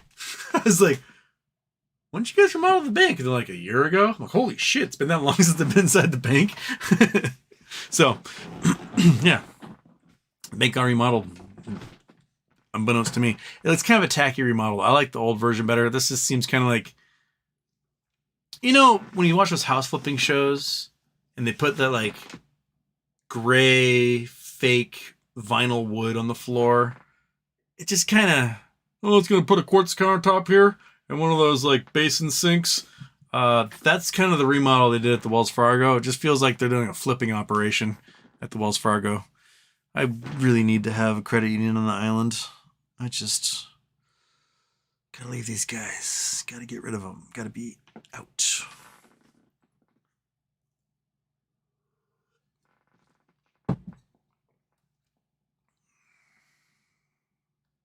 Get them on way, speak the pup with the threat of our own mortality. We'll have to acknowledge it someday. Right, buddy? Right? Right? You got such a meaty thigh. It's so strong and meaty. Yeah. Okay, we're getting caught up here. Jinja Ninja. I don't understand the MOAS thinking still. Too many made up BS rules. Oh, too many made up BS rules and too many perfect squeeze plays stopped. I still own, but I don't see the rocket anymore. I mean, it's a hedge, right?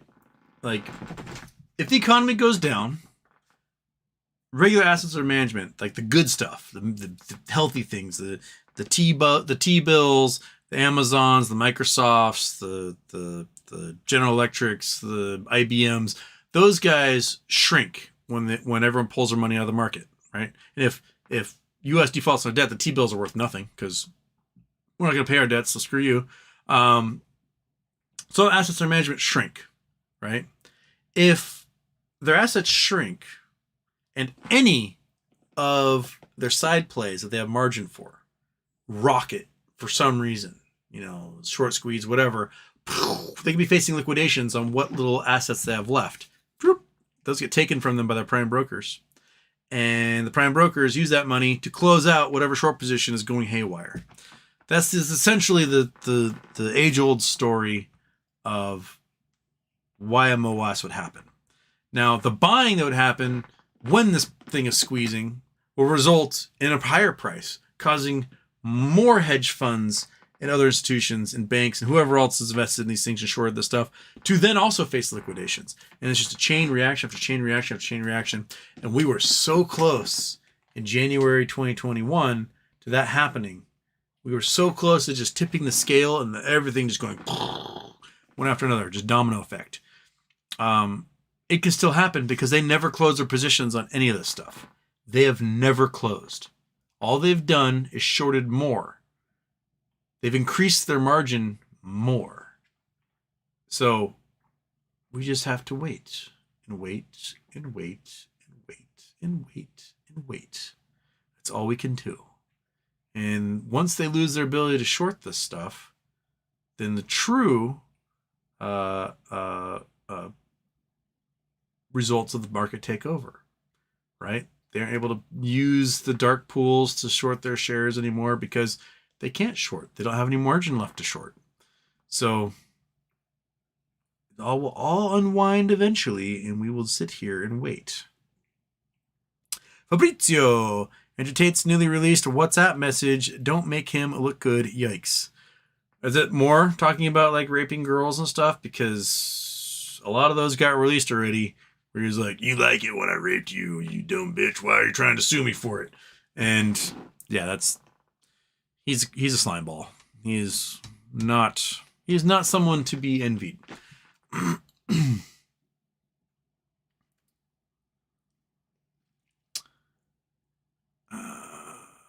Daphne says, if The Alchemist, not sure if you'll like it though, Houston. I'll be curious to find out. It's not a very thick book. I mean, what was it, 100 pages? 110 pages? Oh, that's not very big. Oh, it's 180 pages. It's a very thin 180 pages. So, yeah, we'll get there. I'll get to it. 4 books away. 4 books away and I'll be on it.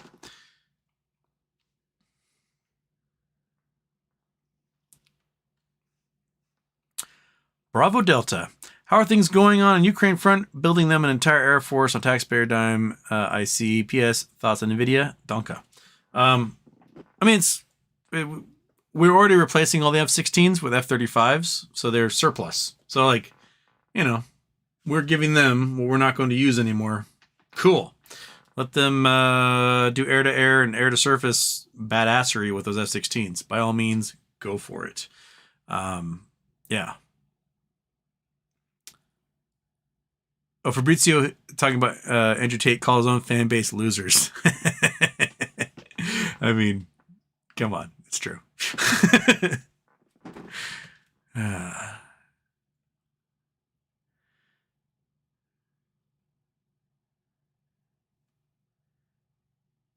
Contra cough. Please ignore the description of literal wire fraud. If you do it by accident, that's perfectly legal. Okay, there you go.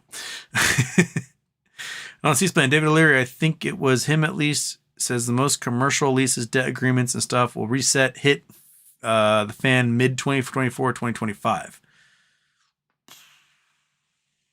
That makes sense, because people are probably getting screaming deals in 2014, 10-year leases. in 2014, like right as the market was about to boost again because they're starting to get capital going. Oh, I can expand. I can get more storefronts. So yeah, 10-year leases. That makes sense to me. That makes sense. Non C-SPAN. Deck P's here. Good morning. Good morning.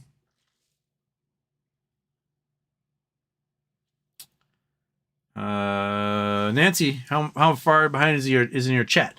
I am currently 11 minutes behind, so don't worry. I'm getting there. I'm getting caught up towards the end here. I'll be here until about 11:30 or until you guys just stop asking questions, I guess. B2B brand, NVIDIA likely getting a nice cash infusion thanks to that chip supply funding bill.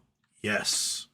U.S. companies are going to get a lot of help from the federal government in making computer chips. And on C-SPAN, I noticed you accepted my LinkedIn, Houston. Well, I'm not picky on LinkedIn right now. Let's see here. What do I got popping up on LinkedIn? I have... there's Daphne. Daphne has invited me to connect. Shabam. There's literally... I will connect with anyone on LinkedIn. I am not discriminatory. Every single solitary person who wants it connects. What's that? Oh, it's just a sponsored ad. There you go. Boom. Connect away.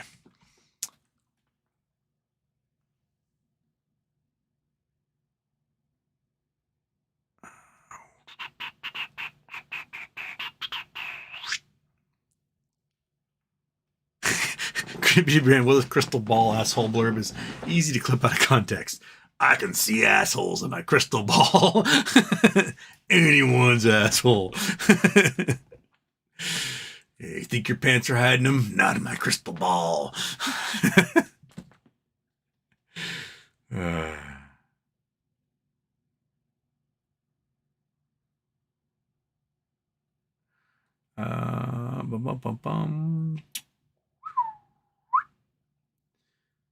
Lucian Sky, I remember when my AirTouch cell bills were $2,500 a month when I worked at a commercial real estate company late 90s, early 2000s. Now I pay only $50 a month. Yeah, back then, like, you only had 500 minutes a month and no text messages back in the 90s.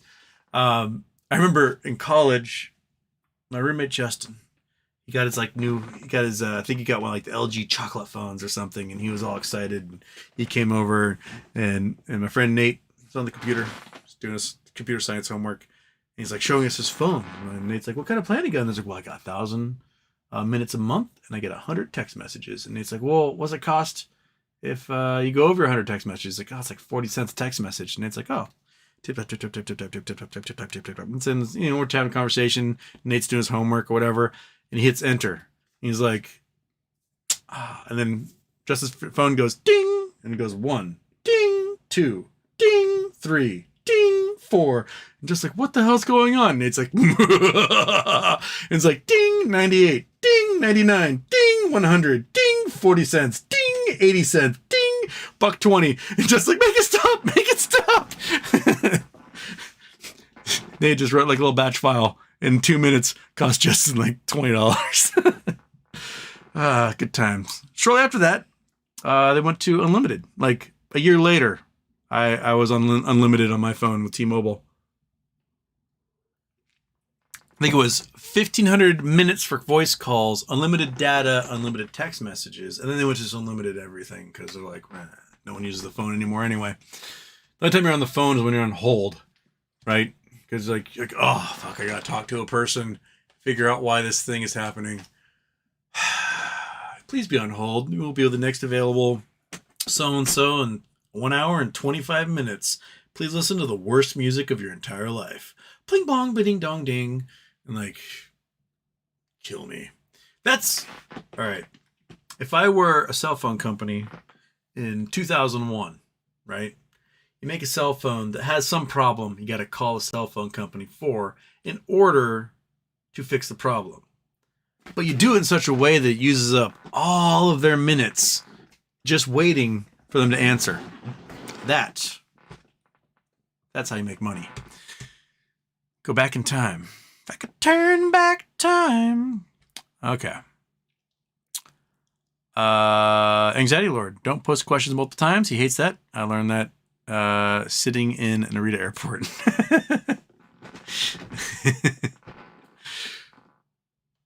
Daphne to San Diego State. Well, there you go.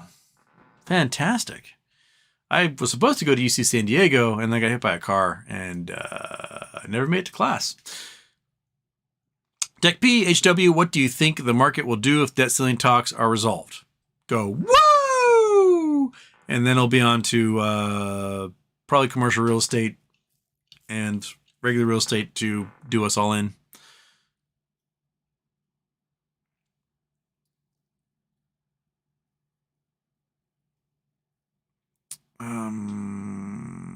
On C-SPAN, yeah, GME is a hedge is a good way to put it. Payback decent on occasional cover call selling. Too bad that hedge is my biggest position. Yeah.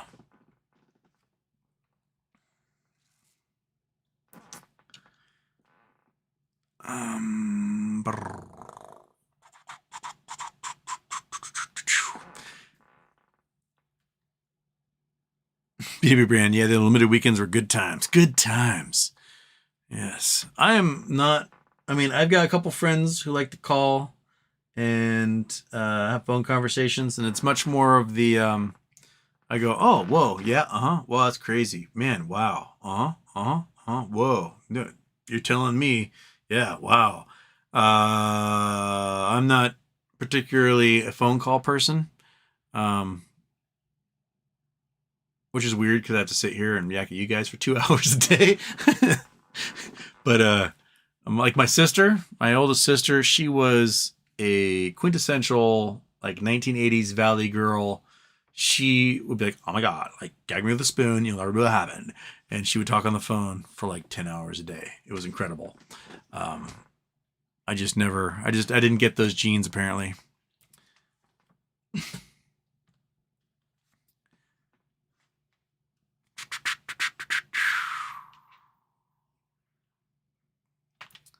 Citizen 54, Houston, is titanium a good metal to recycle?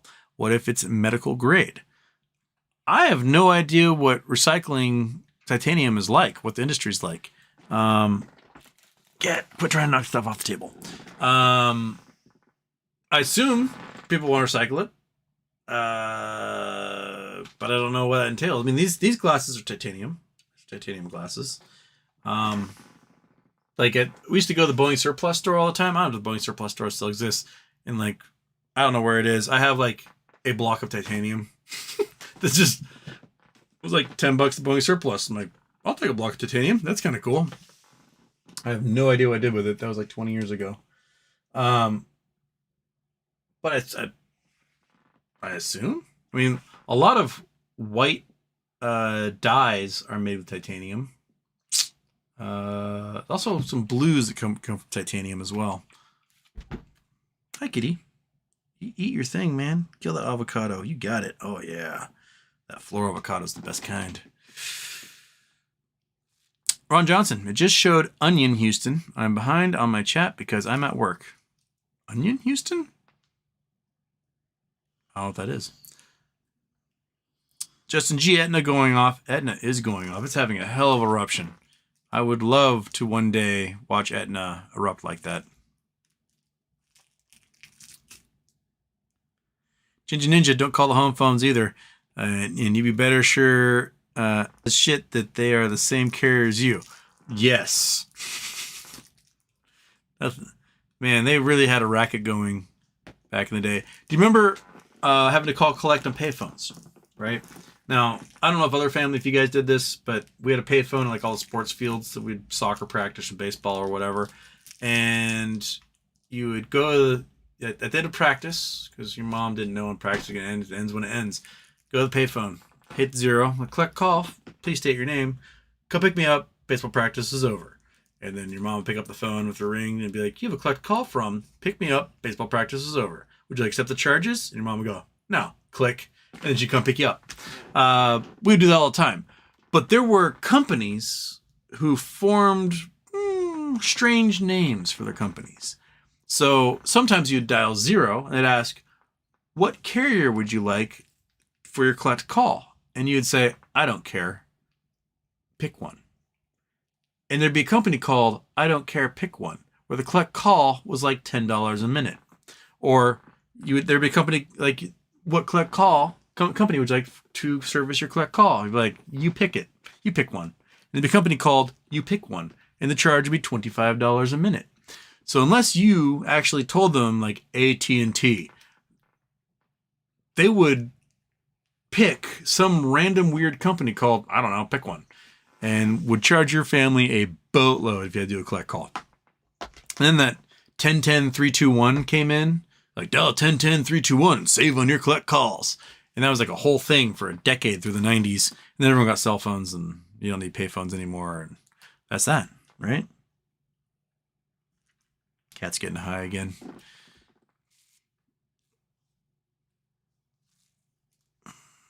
Nancy Houston, what do you do? I do this, apparently. I am sometimes a college professor in math, physics, and astronomy. I also do geological work, usually in the summer times, but my truck's been out of commission and COVID's been weird, and I don't know if that happens. And now I'm a YouTube personality for a good chunk of my day. So there's that. It's very weird doing this as a side gig. Oh, it might be a full gig someday. But yeah, that's what I do, Nancy. You're here enjoying me doing what I do.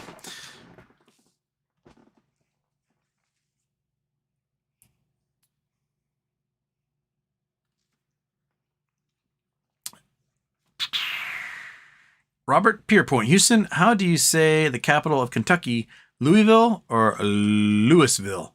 Louisville. That's how I say it.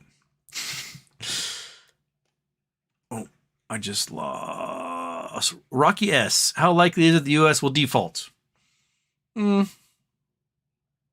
had it 7-3 last week. I'm putting it 8-2 right now. We have a week to do something, and they've done nothing in Congress to do that, to get any of that going. So, it could pass the Senate, no problem. It's the House where the lunatics exist, and I don't see Kevin McCarthy being competent enough to whip the Freedom Caucus into shape, and because they're not going to vote for anything, so they're going to like put their foot down in committees and keep any of that stuff going through to even get to a vote. So I don't hold out much hope that the House is going to do anything. So Biden needs to be hammering home the 14th Amendment over and over again. Anytime someone asks him about how negotiations are going, he should say, doesn't matter, 14th Amendment. The U.S. will pay its debts. And Kevin McCarthy in their meetings be like, Biden, I want you to do this, this, this, and this. And Biden can say, I'm just going to invoke the 14th Amendment. You can talk all you want, but, we're just going to 14th Amendment if you aren't going to do your job. And that's what he should be doing day in, day out until the 1st. And if we're about to default, he calls Janet Yellen and says, Yellen, print it. And then we pay our debts.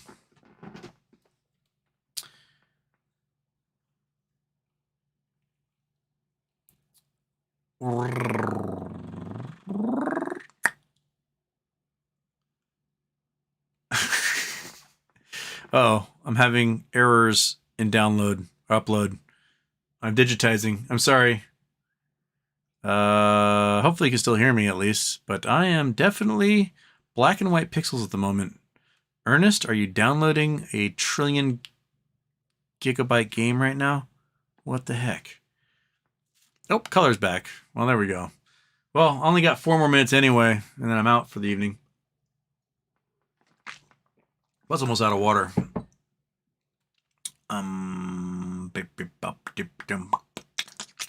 Oh, Robert Pierpoint, your question, capital of Kentucky's Frankfurt. Oh, I've fallen for that joke before. I knew that. That was Frankfurt. You got me, buddy. End it all. Aaron Salentine. Hey, Houston. So here's something I found out.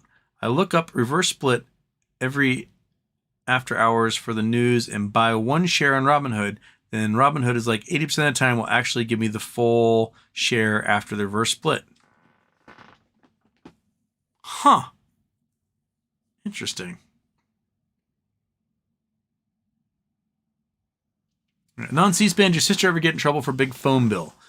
I don't know. I mean, because she'd be talking to her friends that she saw at school like an hour ago, and they'd be like all night long. It was very like, it was as standard an 80s cliche as anything I've ever seen in my entire life.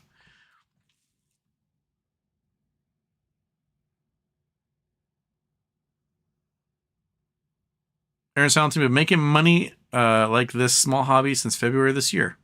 Huh. Interesting. I made off $3 around 78 up to date on these reverse split plays. Okay. All right. I like it. Aaron, keep getting it. It's like the guy who discovered that if you did fractional shares small enough, this one, like, this is some Discord I was in, and I was on Robinhood, because Robinhood there's certain glitches you can exploit. Like, for a while, they could get $1 million in margin for like no reason if you had a certain code. But this one was, if you could get as small as 1,000th of a share of GameStop. And at the time, GameStop was hundreds of dollars, and it should have been like 0.0002 cents a share or something. And this guy would bid 0.0001 cents a share for this fractional share, and Robinhood would give it to him. So he's getting it. So basically, GameStop is trading for $200 a share. He's getting them for $100 a share on these fractional shares. And like, wrote some code and had his phone put in, thousands and thousands and thousands of orders at fractional shares for 50% the price it was currently trading for, and got just a boatload of GameStop that way. Clever stuff. People manage to do cool things like that all the time. I enjoy that.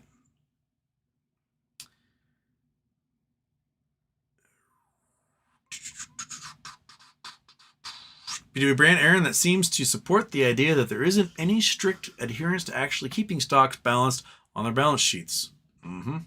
Here's something. For example, 1 for 20. You buy the one share at 9 cents, get a full share after the reverse split for $8. I think Robinhood goes in the market looking for the share and puts it into my account. All right, I like that. I like that a lot.